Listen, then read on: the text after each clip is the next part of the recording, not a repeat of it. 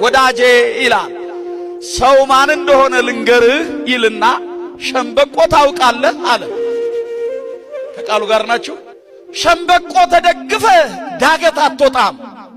ሸምበቆ ተደግፈ ቁልቁለት አትወርድም። ምን ይሆናል ንገሩኝ? መሰበር ብቻ አይደለም ይላል እንደው ነብዩ ኤርምያስ። መሰበር ብቻ እንዳይመስልህ ይወጋሃል አለ።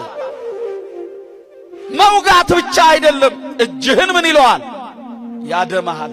ሰው ማለት ይሄ ነው። ከሚያደማን፣ ከሚያቆስለን፣ ከሚለያየን፣ ከሚነጣጥለን ክፉን መንፈስ ያስወግድልን።